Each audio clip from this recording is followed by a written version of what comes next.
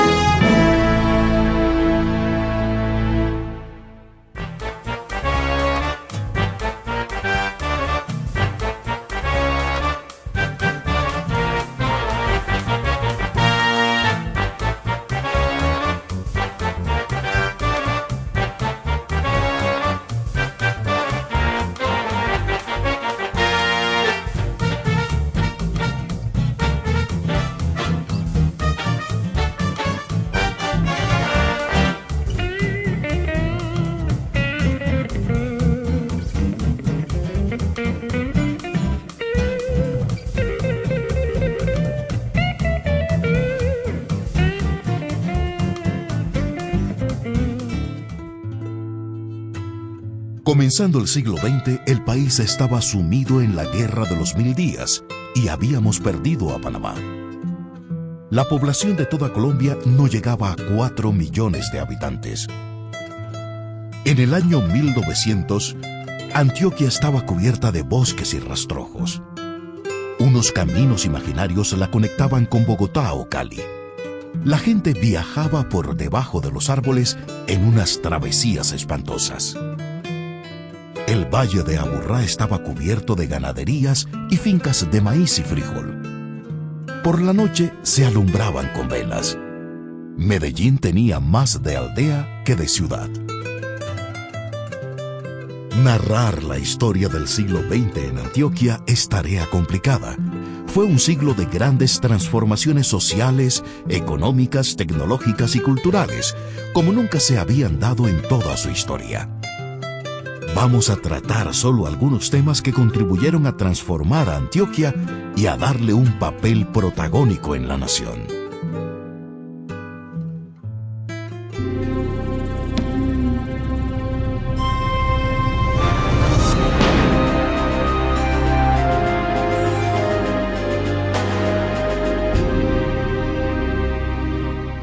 La historia de Antioquia en el siglo XX necesariamente está muy vinculada a lo ocurrido en la centuria anterior, inclusive en la del siglo XVIII, porque realmente aquí yo creo que se rompió todo el esquema del desarrollo a raíz de la llegada del oidor Moni Velarde.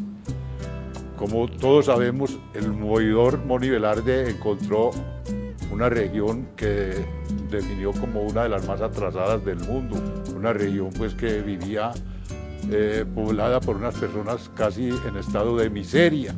En fin, fue un informe de las peores condiciones o de los peores epítetos sobre el pueblo antioqueño, y él propuso una serie de modificaciones que yo creo que merced a esos cambios se logró el posterior desarrollo.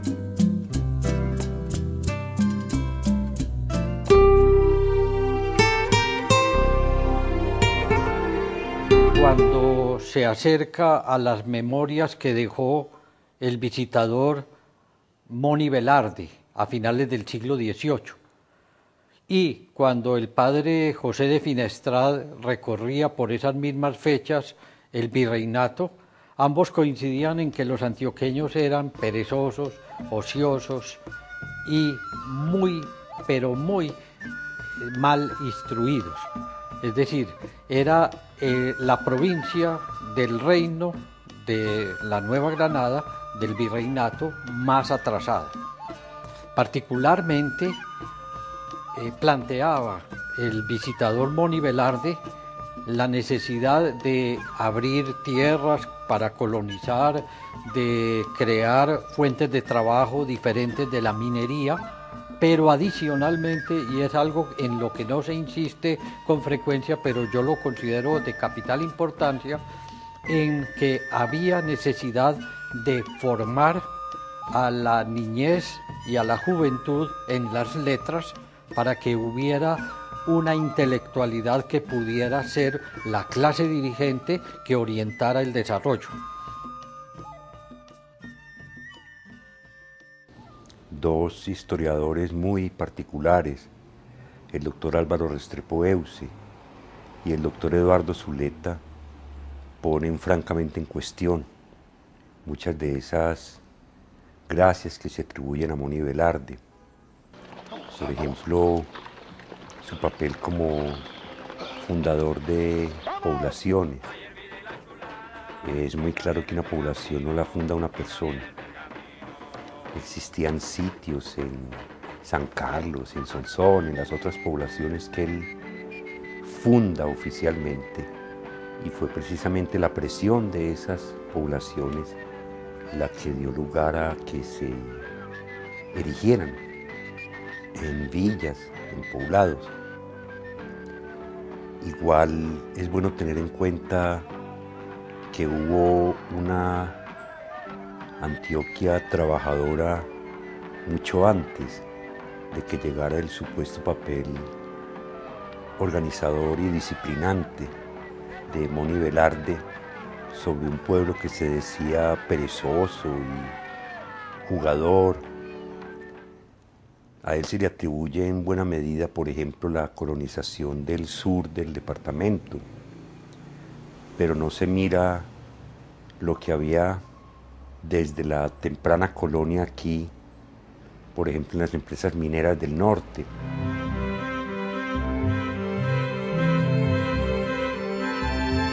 Cualquier elemento, un cuchillo, un asadón, por sencillo y simple que fuera, tenían que traerlo de España. Pero esta situación iba a cambiar. Después de la independencia, cuando nos liberamos del yugo colonial español, comenzaría un primer intento de industrialización. En Antioquia empieza una industria naciente. Existían las máquinas en Inglaterra y entonces decían esto es excelente negocio y lo traían de Inglaterra y lo montaban aquí, y ese principio industrial encuentra al pueblo apropiado para hacer esas cosas. Un pueblo trabajador, con la mística suficiente para romper paradigmas. Un pueblo con sentido del comercio, con ansias de progreso. Pero hay que tener en cuenta una cosa que para mí es importante y que hay que recalcarla muchísimo. La minería fue algo especial desde el punto de vista del desarrollo de Antioquia, porque no solamente con ella aprendieron los antioqueños a negociar, es decir, a comerciar no solamente internamente, sino en el exterior, merced a la venta del oro, que lo hacían en Jamaica. A raíz del auge minero se construyeron caminos y se fundaron pueblos. Los antioqueños conocieron el movimiento del comercio internacional.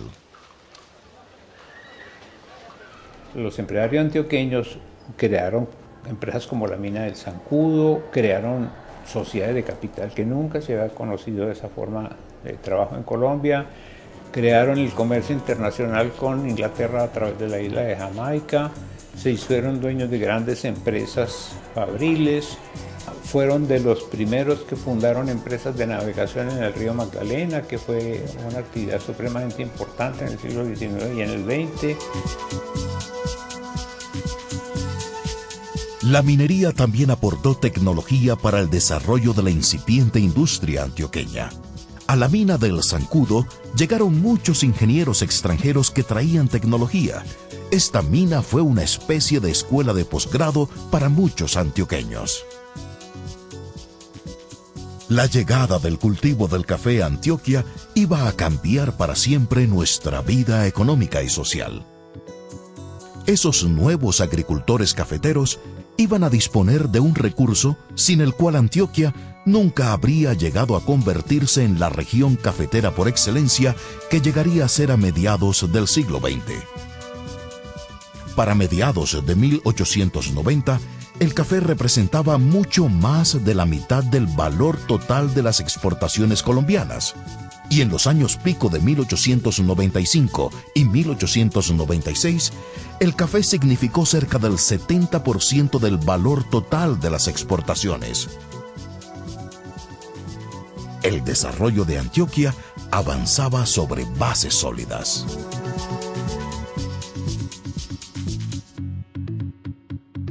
El café para mí tuvo una propiedad muy grande, que fue un cultivo no de latifundio, era un cultivo que se podía establecer no solamente en el latifundio, sino en el minifundio, y además era un cultivo que tenía un mercado asegurado en la exportación, entonces generaba ingreso suficiente para poder darle campo a el desarrollo de una nueva industria.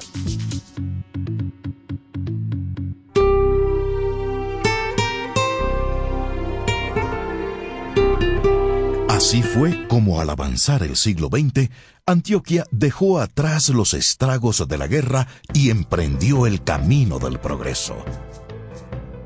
Las bases estaban dadas: acumulación originaria de capital, una floreciente actividad cafetera, calificación del trabajo artesanal y apropiación de la ciencia y de la técnica por ingenieros y administradores. Surgieron enormes mercados producto de la colonización del sur y los minifundios del café. Había dinero a montones para adquirir toda clase de bienes. La élite entendió la nueva situación y se crearon industrias para satisfacer la creciente demanda. Para mí hay una cosa bien importante en el siglo pasado también, como un segundo capítulo, digamos, es la industrialización de Antioquia. Unas familias muy influyentes de Antioquia, los señores Echavarría, eran importadores de telas, especialmente de Inglaterra. En 1904 empezó ya la industrialización de Antioquia con la primera firma, Coltejer. Posteriormente la otra rama de los Echavarrías, Fabricato. Después vino Rosellón, después Fatelar. En Antioquia no ocurre una relación muy intensa ni de producción de bienes para exportación, ni de un juego modernizador fuerte. Todos los esfuerzos de modernización empezaron en otros lugares. Las primeras fábricas de este país empiezan o en la costa, o en los Santanderes, o en Bogotá. Sin embargo, al comenzar el siglo XX, es en Antioquia en donde va a ser exitoso el desarrollo industrial, con algunas características particulares. Aquí no se produce algodón, pero se montan antes de 1915 8 textileras.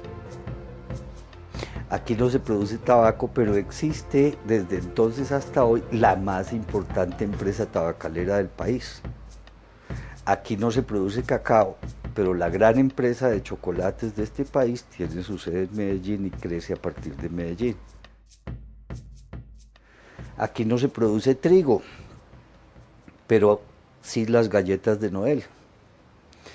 Y entonces uno dice, bueno, sin tener como las materias primas, sin tener una condición particularmente favorable por cercanía a los puertos,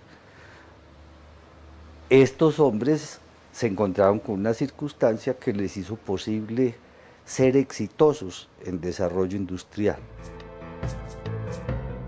Entonces, la pregunta obvia es, ¿qué tiene de particular Antioquia que hace posible que esto ocurra? Sabemos, por ejemplo, una cosa muy importante, que como esta es una sociedad de pequeños propietarios que se fue consolidando a lo largo del siglo XIX como tal, los propietarios rurales y de los pueblos tienen un poder de compra que en otras regiones no existe. Esa circunstancia, el que haya mercado, ha sido una condición sin duda favorable para ese desarrollo industrial. La otra que también nos han mostrado los estudiosos es que hubo un proceso de acumulación de capitales en cabeza de algunos comerciantes que hizo posible invertir en el montaje de empresas industriales y diversificar entonces sus inversiones en distintos frentes para que el asunto caminara. Esos hombres van a mostrar una gran capacidad creativa, una posibilidad de innovación sorprendente. Pero, ¿cómo lo hacían? ¿Cómo hicieron esas grandes empresas?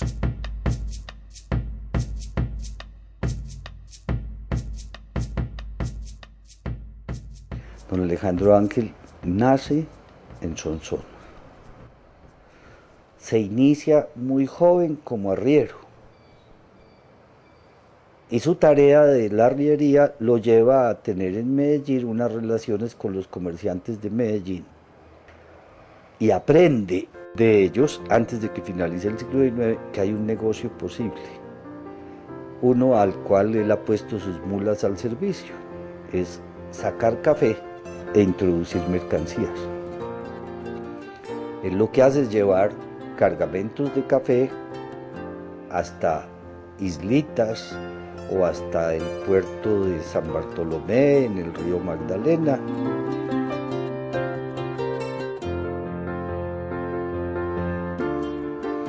Y de entrada traer en las mulas mercancías importadas o del exterior o de otras regiones colombianas.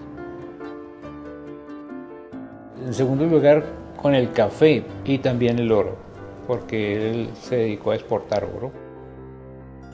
Alejandro fue la primera persona que tuvo un puesto propio de café en la Bolsa de Café de Nueva York.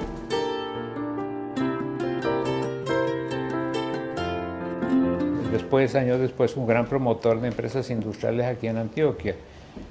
Don Alejandro y don Gabriel, su hijo, fueron de los que fundaron lo que se llamó el Taller Apolo. Don Rudecindo Echavarría Muñoz y sus hijos, que se llamaban Rudecindo y Alejandro, empezaron a importar telas. Esa importación de telas se acompañó de otros bienes y fue creciendo su actividad comercial. Pronto también estaban en una actividad sorprendente, fundando bancos y desarrollando formas de crédito y financiación. Un banco para el sector minero, uno para el sector agrario, un banco que permitía tramitar en Europa y hacer conversiones con los bancos ingleses, alemanes y franceses. Se empezaron a formar esas sociedades anónimas muy desde el principio. Por ejemplo, desde que en 1907 se formó Coltejer con don Alejandro Echavarría. Don Alejandro fue muy consciente y muy activo en lograr la vinculación de la ciudadanía a su fábrica. Y entonces él se compró, digamos, el 60% de las acciones de su bolsillo, pero dejó el 30 o 40, no me acuerdo cuánto fue, para venderlo entre la gente. Y lo vendía no solamente en el Club Unión, sino tenía vendedores que iban a Guayaquil y a la estación del ferrocarril y todo eso, y la gente compraba 1, 2, 100 o 1000 acciones.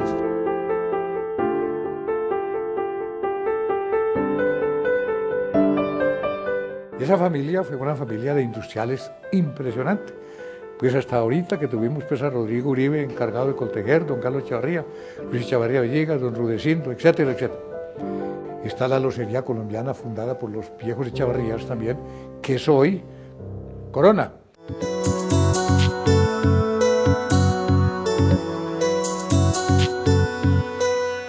De manera que ha tenido, y naturalmente en manos de Hernán Echavarría, fue sensacional porque esa compañía ha especializado a mucha gente en el exterior, mantiene siempre el personal en el exterior, y eso fue un emporio maravilloso, inclusive allí nació Peldar.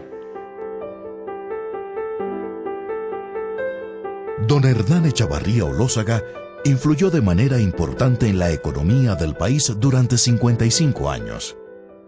Fue consultado por todos los gobiernos colombianos desde 1950.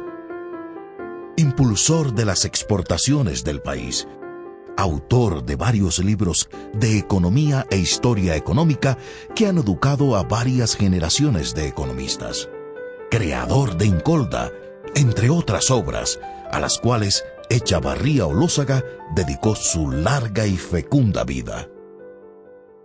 Esa era como la calidad y la importancia y la solidez que tenían esos empresarios antioqueños, que no solamente eran buenos negociantes y buenos empresarios, sino eran hombres que pensaban en el servicio del país y en el servicio de la comunidad.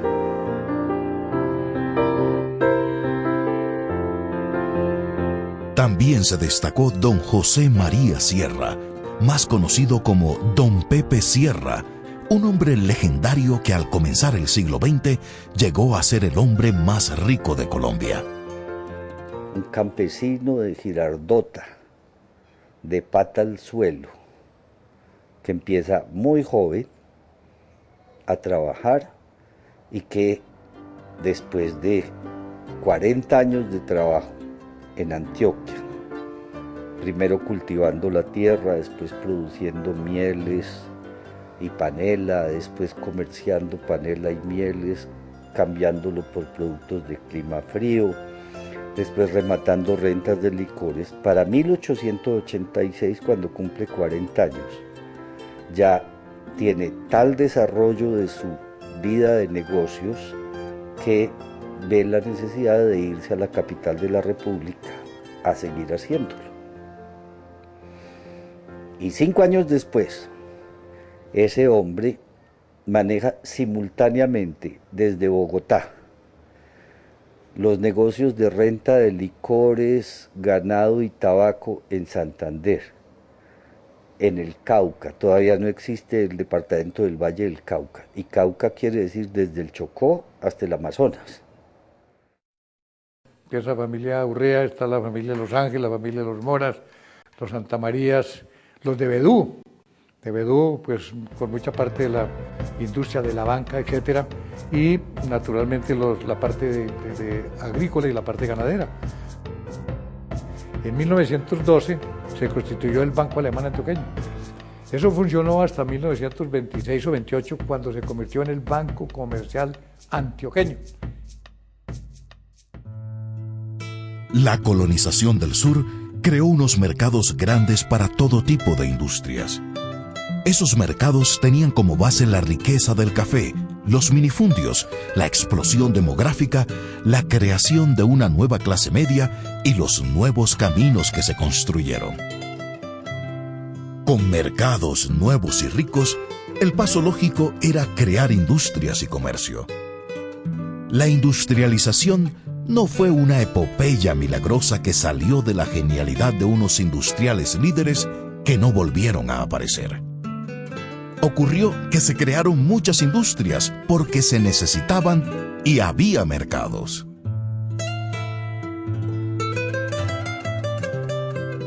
El comienzo de la industrialización en Antioquia, en Colombia, no fue brusco, fue un proceso lento que ocupó unas 2 primeras décadas.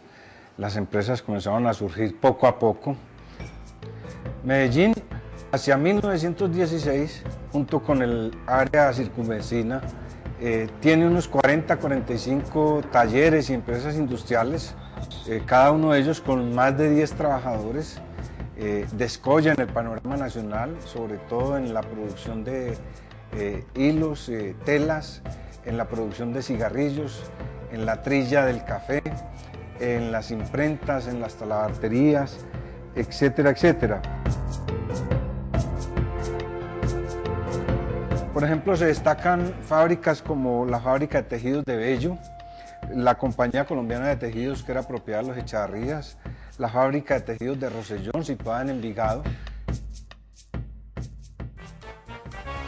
Industrias de alimentos, chocolates, galletas, embutidos, industrias textiles, ropa, telas, confecciones, zapatos, industrias siderúrgicas, asadones, hachas, machetes, varillas de hierro, martillos, clavos, industrias de cemento, materiales de construcción, pinturas, comercio y más comercio, transportes, corporaciones y bancos que todas esas industrias necesitaban. La época de la gran industria, la base del grupo industrial conocido hoy como el Sindicato Antioqueño. Ocurrió así, pues, la industrialización de Medellín.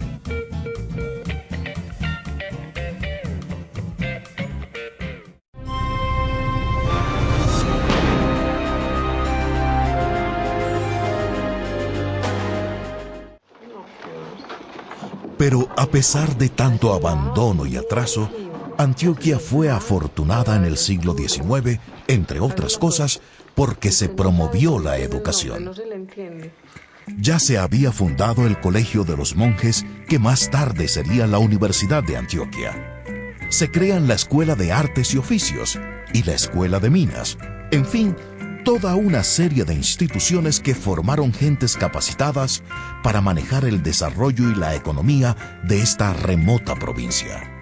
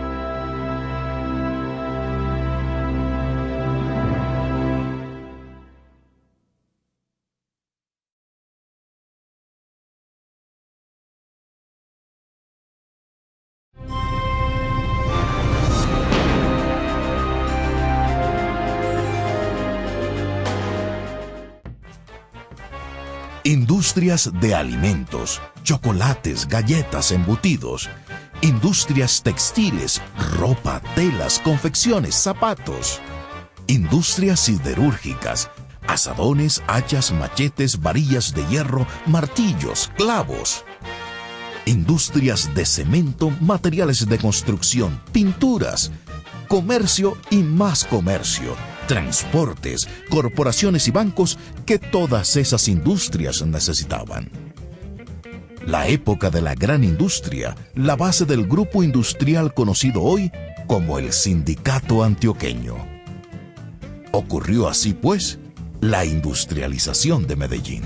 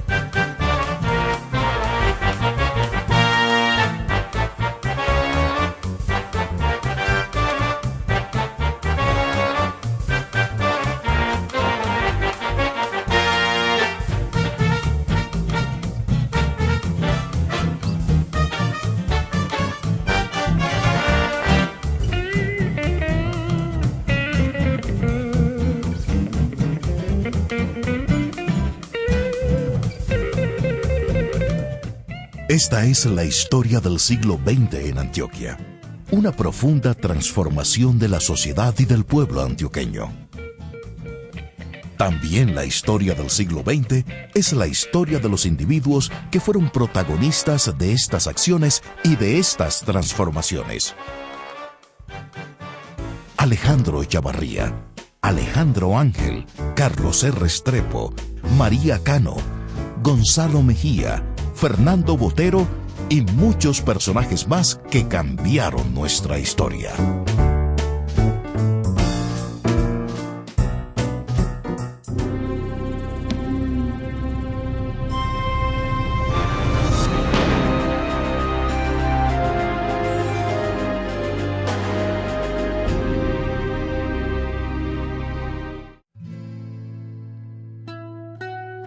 Algo determinante en el desarrollo de las sociedades modernas y que en Antioquia fue de capital importancia para su desarrollo fue la educación, y fundamentalmente la educación superior.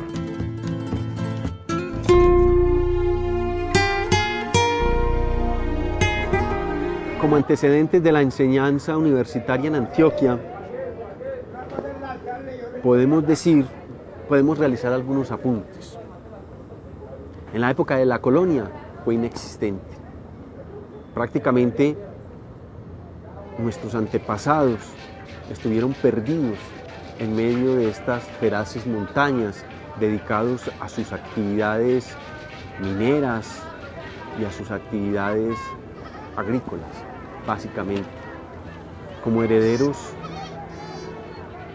de unos colonos semianalfabetas, como fueron prácticamente nuestros antepasados vascos o nuestros antepasados españoles. Se preocuparon poco por el conocimiento y por el saber, hasta el punto que, por ejemplo, muy adelantado el siglo XIX, un escritor costumbrista antioqueño de gran resonancia en el ámbito nacional, como era don Emiro Castros, sostenía que en Antioquia, entre más ignorante se fuera, más dinero y más riqueza se lograba acumular. Pero a pesar de tanto abandono y atraso, Antioquia fue afortunada en el siglo XIX, entre otras cosas, porque se promovió la educación. Ya se había fundado el Colegio de los Monjes, que más tarde sería la Universidad de Antioquia. Se crean la Escuela de Artes y Oficios y la Escuela de Minas. En fin, toda una serie de instituciones que formaron gentes capacitadas para manejar el desarrollo y la economía de esta remota provincia. Pedro Justo Berrío, que claramente asumió ese ideal de la educación como uno de los puntales de su proyecto político. Siendo él gobernante, transformó el que hasta entonces era Colegio del Estado en Universidad de Antioquia, que por primera vez recibió entonces, en 1871, ese nombre. Creó también, aunque no se desarrolló en esa época mayor cosa, una facultad de ingeniería. Los antioqueños, a lo largo del siglo XIX, intentaron varias veces sin éxito tener una escuela de ingenieros. Ellos tenían plena conciencia de que en su territorio estaban las minas más ricas del país, minas de oro, plata. Digo que infructuosamente intentaron crear una escuela de ingenieros. Tenían claridad de que necesitaban un ingeniero de minas para que hiciera, como se decía en la época, una explotación científica con conocimientos geológicos. Hablar de la Universidad de Antioquia es hablar de la historia, del desarrollo de todo un pueblo como el antioqueño. Casi que no se puede concebir desarrollo y progreso en esta provincia de Antioquia, en estas montañas perdidas de la geografía colombiana, si previamente no se consolida como tal la Universidad de Antioquia.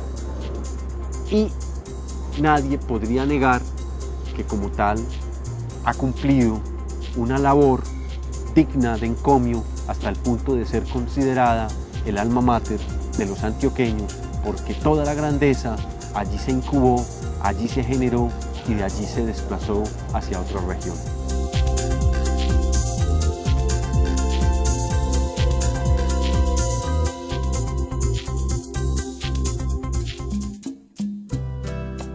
Entre 1865 y 1879 despega la Escuela de Artes y Oficios. De ella salen artesanos preparados para el mundo moderno, mecánicos, torneros, mano de obra calificada para minas y fábricas. La Escuela de Artes y Oficios iba camino a ser un tecnológico. Yo creo que de hecho lo fue. En el cambio hacia el siglo XX, por sus vasos comunicantes con la Escuela de Minas, incluso le cambiaron el nombre de la Escuela de Artes y Oficios, se llamó Escuela de Artes y Maquinaria, ¿sí? Con una connotación ya moderna.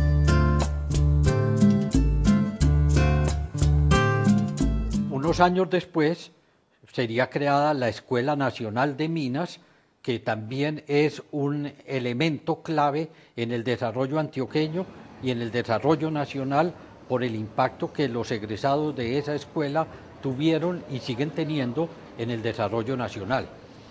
Igualmente se consolidó una facultad de Derecho que fue importante también en la formación de una burocracia y un sector administrativo y eventualmente en la elaboración de un pensamiento regional. Resulta que en la Escuela de Minas dijeron que aquí sí se podía formar ingenieros de petróleos y también formados quedaron. Colombia recuperó el manejo de su petróleo y se hizo la empresa famosa de Ecopetrol y funcionó perfectamente. Eso marcó también otra etapa a la industria nacional, ya una industria que producía petróleo, posteriormente los derivados de ese mismo petróleo dan origen a la industria de los plásticos y todas esas nuevas gamas y nuevas tecnologías que hicieron prosperar mucho más la industria nacional. El progreso se disparó y se necesitaron gerentes, ingenieros y técnicos para las empresas, las minas y las vías de comunicación. Antioquia se convenció de que la educación técnica era definitiva para el progreso. Cada una de las escuelas, a su modo, propició la formación de los estadistas, de los políticos, de los hombres de acción, de los gerentes, de los administradores, de los abogados, que prácticamente vinieron a manejar las empresas y la riqueza de la época. La Facultad de Medicina mejoró el nivel de vida de las clases antioqueñas al llevar conocimiento, al atender enfermedades tropicales, al generar una nueva actitud frente a la ciencia. La Escuela de Minas se creó para formar ingenieros que trabajaran las minas de oro, pero muy pronto se convirtió en un politécnico con estudios de ingeniería, de carreteras y puentes, calculistas de edificios, geólogos, ingenieros administradores y otras especialidades. De ahí salieron los grandes gerentes de la empresa antioqueña y de muchas otras ciudades del país. La influencia y prestigio de la Escuela de Minas fue enorme. Esa fue una época muy brillante de la Escuela de Minas. Esa fue la época en que la Escuela de Minas produjo presidentes, ministros por montones, gobernadores por montones, empresarios textiles por mundos. Ellos fueron los que hicieron la electrificación de Antioquia y también casi todo el país, porque en todo el país uno encontraba a los ingenieros antioqueños haciendo centrales eléctricas, haciendo carreteras, haciendo ferrocarriles, etc. Eso fue una época muy brillante de la Escuela de Minas y muy efectiva en el desarrollo del departamento de Antioquia.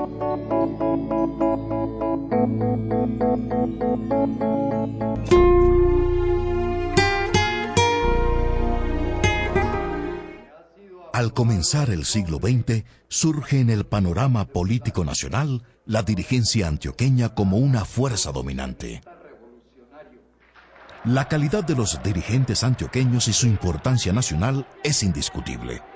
En el siglo XX, Antioquia tuvo 5 presidentes: Carlos R. Restrepo, Marco Fidel Suárez, Pedro Nel Ospina, Mariano Ospina Pérez y Belisario Betancur, todos conservadores.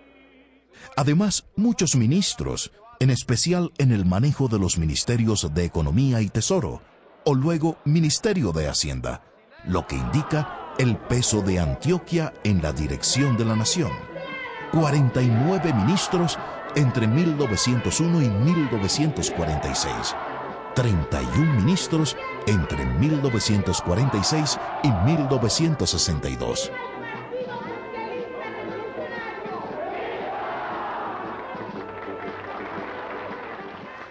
Hace un siglo, comenzando el siglo XX, ocurrió en Antioquia un proceso como de un enorme significado que aún estamos tratando de valorar. Si uno mira lo que era el país en el siglo XIX, descubre que en muchos campos el poder estaba en otras regiones colombianas. En la vida política, por ejemplo, los presidentes de la República eran o santanderianos, o payaneses, o boyacenses, o un número apreciable de bogotanos. Y el manejo del Estado central correspondía como a otras regiones colombianas. Sin embargo, comenzando el siglo XX, irrumpieron los políticos antioqueños. Y en muy poco tiempo, digamos entre 1910 y 1926, hubo 3 presidentes de la República antioqueños: Carlos R. Restrepo, Pedro Nel Ospina y Marco Fidel Suárez. Y uno piensa, vea, ocurrió algo especial, algo diferente.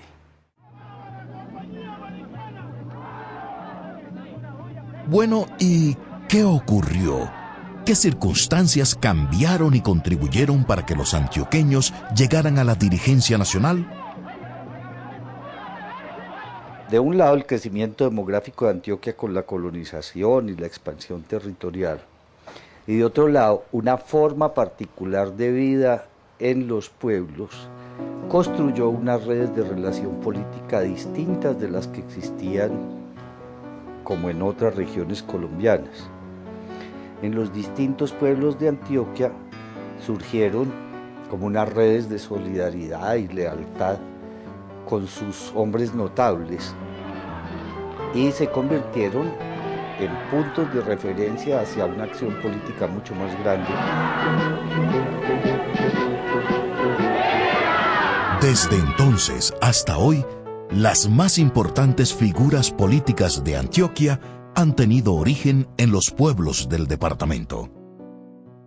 Pero, ¿cuáles fueron los logros de estos presidentes, tanto para Antioquia como para Colombia?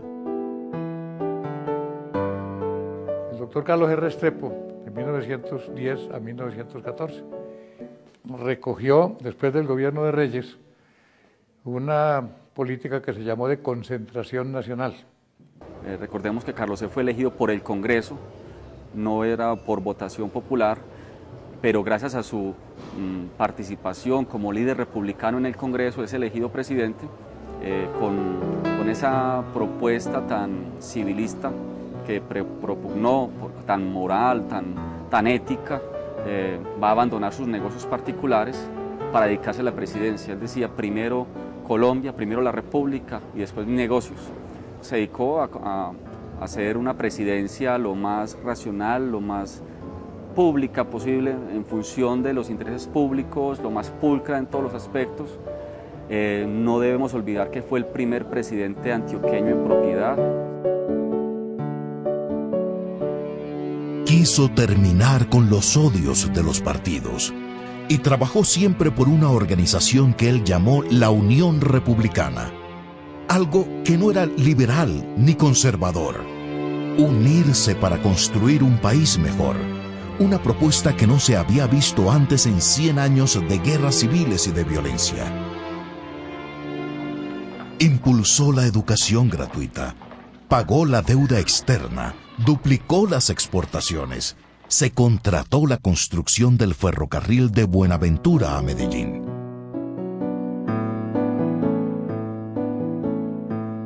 En 1918 llegó a la presidencia el doctor Marco Fidel Suárez, quien no terminó su periodo y ha sido injustamente juzgado por la historia. Pero Marco Fidel Suárez, que era un gran poeta y un gran lingüista, fue un muy mal presidente. Y de economía no tenía ni veniales, ni le interesaba eso en lo más mínimo. Una cosa que le interesó a Suárez, muy curiosamente, fue la formación de una aviación militar, porque él fue el fundador de la aviación militar.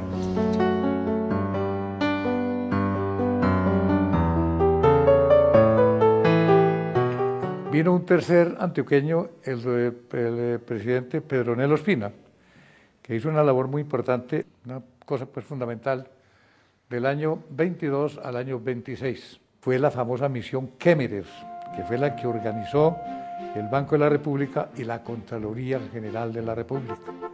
Esa misión fue famosa, y a esa misión se le debe pues haber iniciado los controles y el Banco de la República desde entonces. Pedronel le pegó un empujón pero enorme al país de su tiempo, y en ese empujón tal vez la región que más participó fue Antioquia, porque era la que estaba más preparada para beneficiarlo y la que tenía más conciencia de la importancia y la oportunidad y la necesidad de modernizar al país, y en donde había ese empresariado con sentido progresista, etc. Ese es el gobernante que más ejerció eso que tú preguntas, una acción deliberada, efectiva, importante, de desarrollo de todo el país, pero especialmente Antioquia. Y no lo hizo por regionalismo, no, lo hizo porque Antioquia se aprovechó en eso más que otras regiones, porque era la que estaba lista para hacerlo. Es uno de los gobiernos más progresistas que ha tenido Colombia. Según las estadísticas, creció y se multiplicó el kilometraje de los ferrocarriles, la construcción de carreteras, el desarrollo del petróleo, la industrialización del país, la escolaridad y la matrícula de los niños, los hospitales públicos, las comunicaciones, y se impulsó la electrificación del país, uno de los hechos más importantes del siglo XX.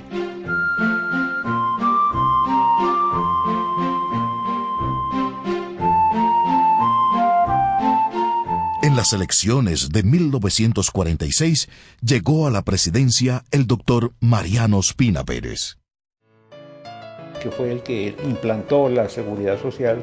Aquí en Medellín se aceptó completamente la implantación de la seguridad social como servicio de salud para todos los obreros y para sus familias. En cambio en Bogotá fue durísimo y dificilísimo. Fue un excelente administrador de la economía del país. Creó una serie de instituciones y de políticas que fueron un gran impulso para que en los años 50 y 60 el país tuviera un crecimiento industrial como tal vez muy pocos países de América Latina habían tenido tan largo y tan sostenido. Estimuló la creación de la Caja Agraria y otros grandes proyectos de desarrollo. Mariano Ospina Pérez consolidó su imagen de estadista al crear la Federación Nacional de Cafeteros. Vino posteriormente la campaña del doctor Belisario Betancur, quien después de 3 intentonas llegó a la presidencia de 1982 a 1986. Como es muy bien conocido, después de la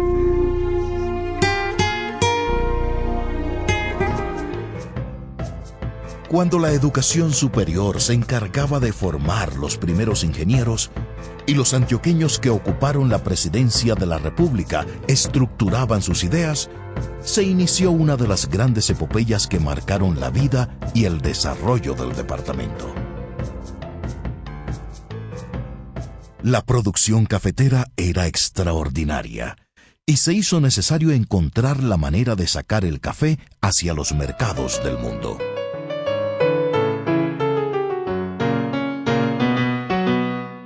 El ferrocarril fue ideado por allá en 1870 por Pedro Justo Berrío, quien contrató al ingeniero cubano Francisco Javier Cisneros para iniciar los trabajos.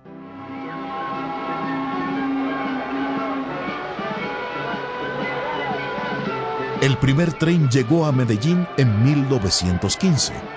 El túnel de la Quiebra se inauguró en 1929. Con la llegada del siglo XX, pasada la Guerra de los 1000 días, Antioquia retoma con mayores bríos ese proyecto global de desarrollo fundamentado, por un lado, en las vías de comunicación. Se continúa la construcción del ferrocarril de Antioquia que lo lleva al Magdalena hasta Puerto Berrío y que es fundamental para todo el desarrollo antioqueño durante la primera mitad del siglo XX. Poco después se emprenderá el ferrocarril de Amagá, importante también para complementar ese desarrollo, particularmente para posibilitar el desarrollo industrial con el flujo del carbón que se trae para las diferentes empresas industriales del Valle de la Aburrá.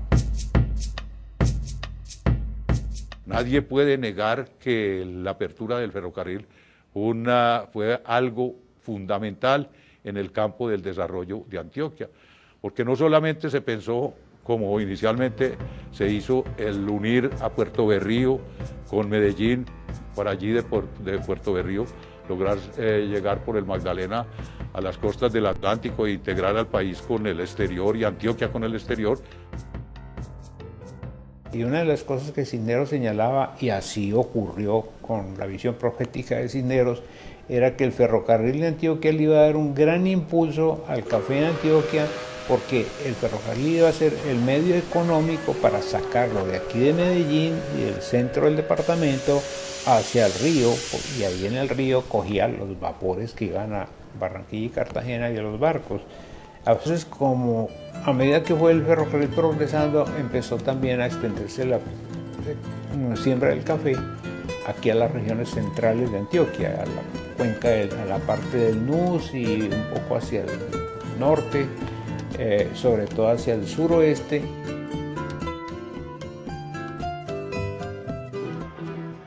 No hay duda de que el ferrocarril de Antioquia era necesario para que fuera posible la industria del café. Por el ferrocarril salió toda la producción de café de Antioquia y el Viejo Caldas para enviarlo a Nueva York y al mundo. Se creó una bonanza sin precedente en Colombia y se creó por primera vez una clase media estable y pujante que impulsó el desarrollo económico de toda la región. Esta riqueza cambió a Colombia y creó el país que tenemos hoy. Creó unos mercados estables y poderosos que sostuvieron la gran industrialización de Medellín durante muchos años.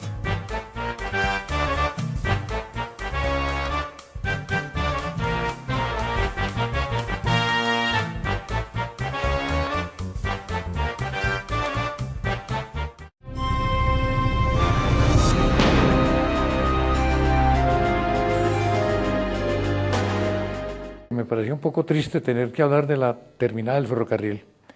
Y recuerdo que en 1963, cuando se hizo la negociación, en la cual me tocó por circunstancias especiales, y una de las condiciones era que el ferrocarril seguía funcionando. Sin embargo, pasó el ferrocarril a la nación y terminaron con el ferrocarril. Hoy nos estamos doliendo de haber terminado con esa vía tan importante.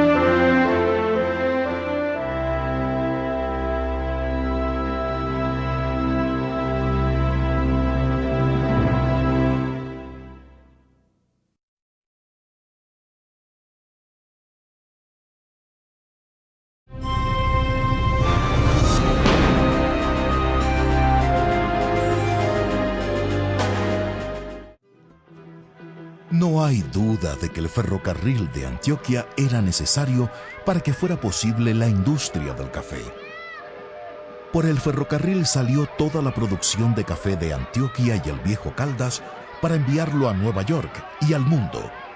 Se creó una bonanza sin precedente en Colombia y se creó por primera vez una clase media estable y pujante que impulsó el desarrollo económico de toda la región. Esta riqueza cambió a Colombia y creó el país que tenemos hoy. Creó unos mercados estables y poderosos que sostuvieron la gran industrialización de Medellín durante muchos años.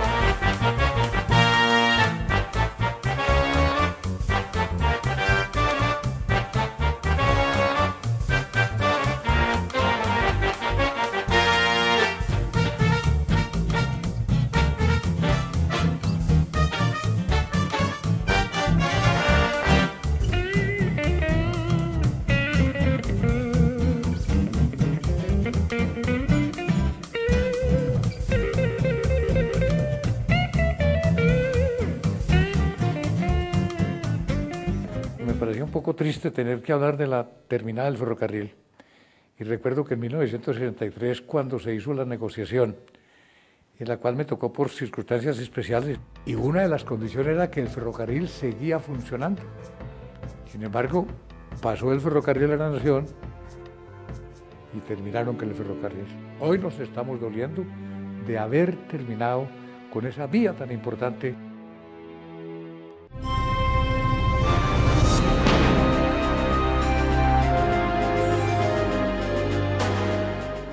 El ferrocarril que hicieron era bastante ineficiente. Todos los días aparecían derrumbes en los taludes que hacían imposible saber las horas de llegada y de partida del tren. La trocha estrecha fue un fracaso. Los trenes cortos son antieconómicos. El ferrocarril dio pérdidas la mayoría de los años.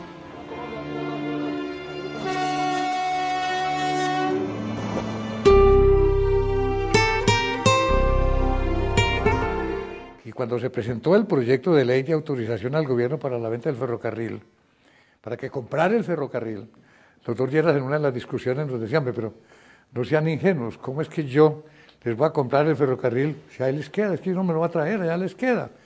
¿Cuánto nos costó convencer al doctor Lleras hasta que al fin él aceptó, mediante algunas condiciones, pues que como era pues de qué íbamos a hacer con los dineros? Si mal no recuerdo, el avalúo del ferrocarril estuvo más o menos en 216 millones. Luego de complicadas negociaciones, en 1963 se vendió el ferrocarril de Antioquia a la nación. Y con esos dineros se creó el IDEA.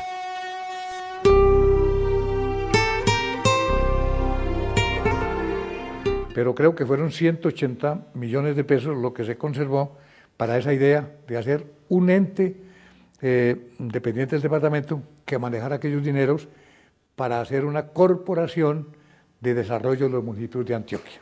Se convirtió en el Instituto de Desarrollo de Antioquia, con el ánimo de que sus dineros, y a medida que fuera creciendo su capital y demás, fuera prestando dinero para el desarrollo de los municipios. Lo cierto es que de los 125 municipios del departamento, yo creo que todos han tenido que ver con el IDEA. Yo creo que le prestan a entidades fuera de Antioquia. De manera que ha sido una experiencia extraordinaria para Antioquia la creación de ese instituto. El IDEA es un fondo que funciona como un banco de segundo piso para financiar proyectos de interés comunal en Antioquia y así contribuir al desarrollo.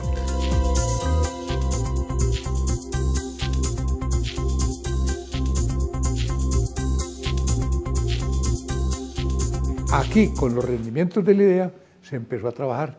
Y hoy día es una corporación, ya tiene inclusive corporación financiera, con otras entidades se juntaron y compraron una de las entidades que estaba en Bogotá, tal vez la de Central Hipotecario, y hoy día tienen ya una corporación financiera. De manera que ha tenido lo que llaman ahora los economistas un brazo robusto para seguir prestando servicios a los municipios de Antioquia, y ha sido supremamente bien manejado. Todos los gerentes que han pasado por allí, cada cual ha ido poniendo sus punticos de arena, pero ha sido un instituto supremamente bien manejado.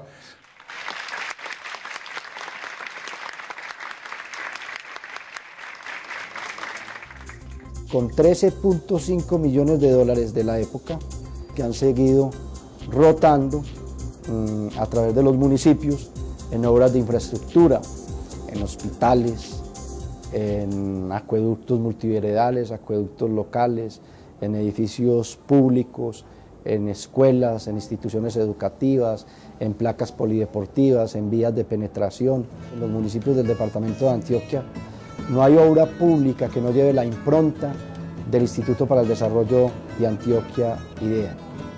Adicionalmente hemos concebido también el desarrollo de una forma integral en lo que tiene que ver con el desarrollo ambiental. Hemos venido apoyando las fiestas tradicionales de los municipios, los diferentes eventos que tengan que ver con el fortalecimiento de la identidad, como un convencido de la importancia del desarrollo cultural, recuperación de memoria, recuperación de identidad, eso que se está diluyendo y se está perdiendo porque no lo hemos estado identificando, no lo hemos venido reconociendo ni valorando, ni mucho menos protegiendo. El ferrocarril fue una de las obras más importantes de aquella época y orgullo de los antioqueños. Lastimosamente, el ferrocarril lo vemos todos los días deteriorándose. Las máquinas, los carros y los polines se los han robado. Se conservan los rieles como testigos silenciosos de esa gran epopeya. Aunque por fortuna, el concepto de desarrollo que encarnó el ferrocarril por muchos años sigue extendiéndose a lo largo y ancho de Antioquia con el IDEA, Instituto para el Desarrollo de Antioquia.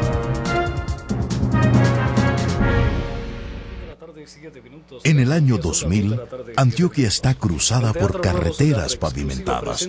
Desaparecieron los bosques. La población de Antioquia se multiplicó por 10. Se pobló Urabá y se creó la industria del banano. Se consolidaron los servicios públicos con EPM. Se crearon mercados e industrias. Y el Producto Bruto de Antioquia se multiplicó por 20. Evolucionó el papel de la mujer en la sociedad y su protagonismo. Se pobló el Valle de Aburrá y se creó una clase media vigorosa. El proceso histórico detrás de los logros con los que se inicia el siglo XXI en Antioquia está lleno de trabajo y tesón, esfuerzo y lucha, voluntad y deseo. Pero, sobre todo, de hombres y mujeres que a lo largo del siglo XX emprendieron diferentes caminos para construir un futuro mejor.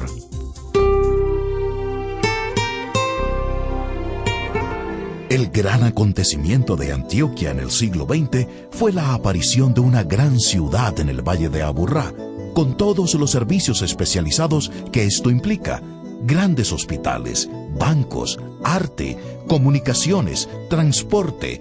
Medellín es una ciudad moderna. El poblamiento del Valle de Aburrá es un hecho fundamental en la historia del siglo XX. En el año de 1900, quien recorriera el Valle de Aburrá solo veía vacas y fincas de recreo. Era un paisaje rural para recorrerlo a caballo por un camino carretero que unía varias aldeas con iglesia, estanco, escuela elemental, tienda de abarrotes y la plaza principal. El Poblado, Envigado, Bello, Sabaneta o Barbosa. En la plaza principal era donde los ricos tenían sus negocios y viviendas.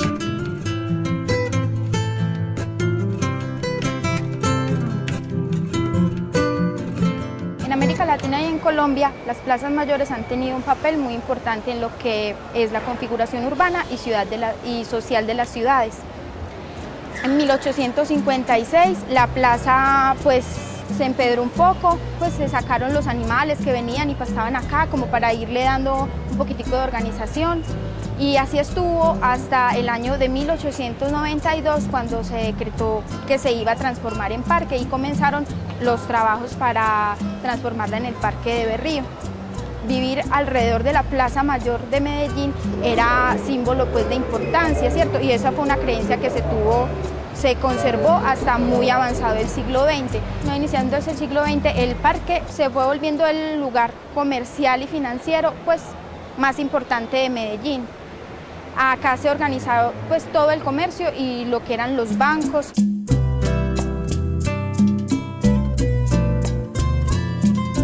Uno de los fenómenos más complejos de la segunda mitad del siglo XX en el planeta y particularmente en Colombia y en nuestra región ha sido la expansión urbana, que se ha ido consolidando como uno de los asuntos más críticos para el desarrollo. Si nosotros hacemos referencia a lo que era nuestra configuración como ciudad en el pasado, éramos una ciudad que no representaba un porcentaje tan alto de la población de Antioquia como es hoy en día, y mucho menos en el país. Nosotros entre la década de los 60 y hoy pasamos de ser un país con una población eminentemente rural a un país cuya población es mayoritariamente urbana. Una sociedad ya urbana, especialmente en el área de Medellín y las zonas aledañas del Valle de Aburrá. Esa sociedad urbana necesariamente era sociedad con unos modos de vida completamente distintos a la sociedad rural. Entonces se fue creando, yo digo que una cultura antioqueña distinta. Esa sociedad industrial indujo esa cultura, y esa cultura lógicamente servía de acelerador también al mismo desarrollo. Entonces eso se vuelve una especie de círculo acumulativo. Hay más cultura porque hay más desarrollo, y hay más desarrollo porque hay más cultura. Y necesariamente así yo creo que se sostuvo el desarrollo de Antioquia durante toda la primera mitad y más de la mitad del siglo pasado. Durante el siglo XX el Valle de Aburrá se llenó de casas, barrios, fábricas y avenidas, hasta conformar una gran ciudad. Los 10 municipios, desde Bello hasta Barbosa, se convirtieron en una sola entidad en la cual no se distinguen los componentes. Quedaron como barrios de una ciudad que tiene un solo centro, un solo gran hospital y un solo gobierno. En nuestra ciudad hemos visto una serie de acontecimientos que han sido los que han permitido darse cuenta de esa fobia que tenemos por nuestra propia cultura, por nuestras propias tradiciones, a nivel arquitectónico y a nivel urbano, una serie de demoliciones que se han ido dando alrededor de los tiempos. Inclusive la más reciente es la misma demolición del pasaje Sucre, la destrucción y la desaparición casi que definitiva de Guayaquil como centro de actividades comerciales y de actividad, social y humana de nuestra ciudad. Lo que sucedió con Medellín fue producto de esa fobia por la cultura, por la tradición, por cualquier cosa que nos hiciera ver pueblerinos o cualquier cosa que pudiera hacernos ver de cierta forma menos que otras ciudades del país, específicamente Bogotá. En cuanto a la arquitectura, lo que estamos viendo es un gran crecimiento, de proyectos arquitectónicos que tienen que ver con esa imagen de cosmopolitismo de la ciudad, pero que de cierta forma han hecho que hayan sido olvidados o dejados a un lado otros aspectos también muy importantes de la ciudad, el fenómeno de la calle, el fenómeno de la vivienda, las relaciones entre los ciudadanos. El crecimiento desmesurado del Valle de Aburrá desde mediados del siglo XX ha generado problemas sociales graves. barrios de desplazados, violencia, falta de puestos de salud, de escuelas, de transporte, desempleo. Podríamos decir que hasta los años 50, pues la ciudad de Medellín tenía cierto crecimiento urbano, equilibrado, acorde a la población que estaba llegando. En los años 50 hay una gran oleada asociada a la violencia política de los años 50 y 60 en nuestro país, y efectivamente podríamos decir que se da en la ciudad de Medellín, en sus diferentes comunas, un asentamiento por todas las zonas, y se empieza, pudiéramos decir, a conformar una especie de primer piso de las laderas de la ciudad, como un primer piso de estas laderas de la ciudad, con características de los asentamientos de invasión y piratas, con problemas grandísimos de servicios públicos y de infraestructura en estos barrios.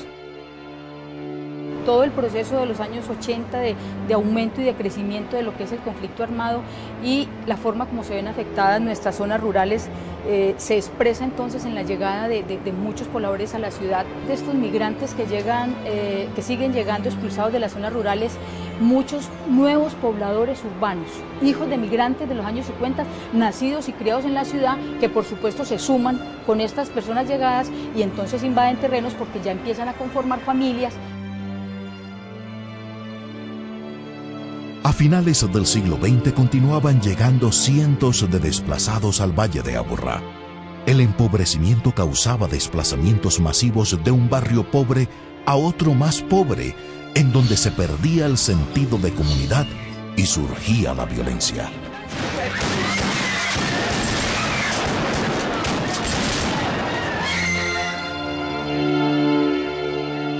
Por ahí el 70% de la población de Antioquia, aquí yo creo que vamos hacia un 75%, efectivamente está en el área metropolitana de la ciudad. La concentración urbana del Valle de Aburrá tiene profundos impactos sobre Antioquia y el centro de Antioquia. Impactos en términos de demandas ambientales, demandas de recursos de diversas características y que generan en ese sentido unas exigencias muy profundas a nivel natural, ambiental y territorial sobre el centro del departamento de Antioquia. Por el otro lado, que está concentrando una buena parte de la productividad económica y de la riqueza de Antioquia en el centro urbano del Valle de Aburrá. El Valle de Aburrá necesita un solo gobierno y un solo plan de desarrollo.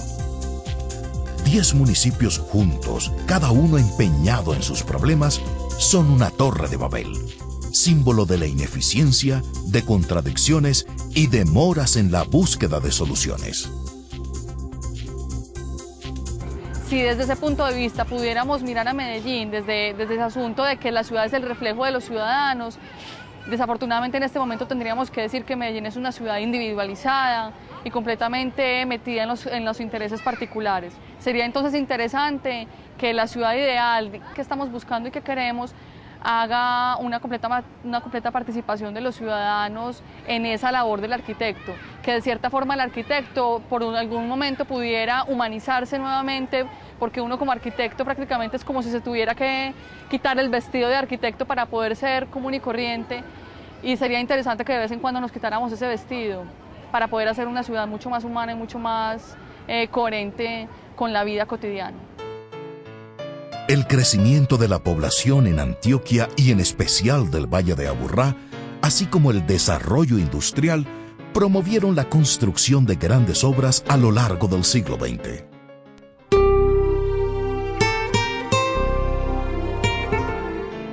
Estas obras no solo beneficiaron al departamento, sino que a lo largo de todo su desarrollo han generado progreso para todo el país.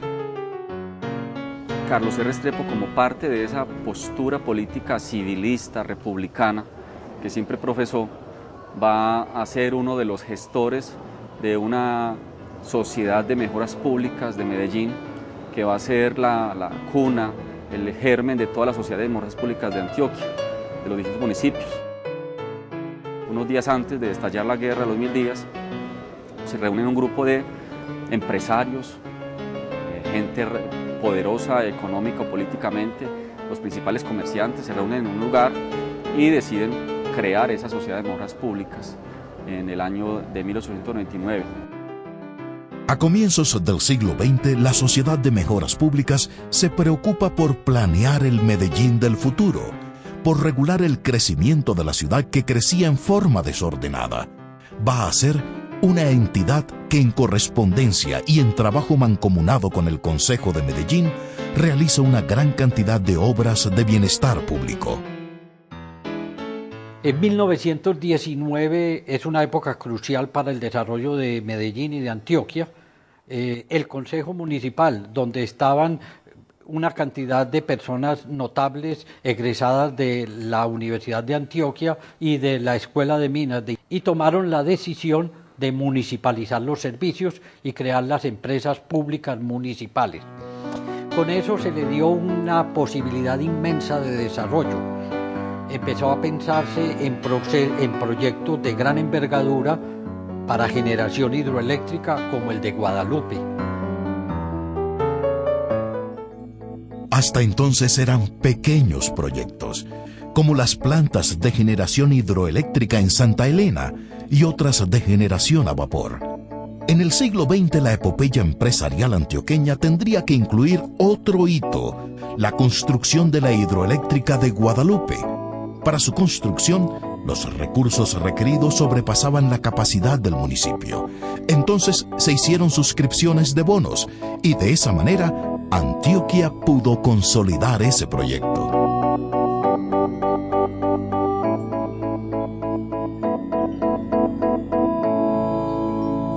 Igual en el acueducto, empezaron a construirse tanques que permitieran almacenar el agua para el consumo urbano, que permitieran satisfacer esa necesidad para la población.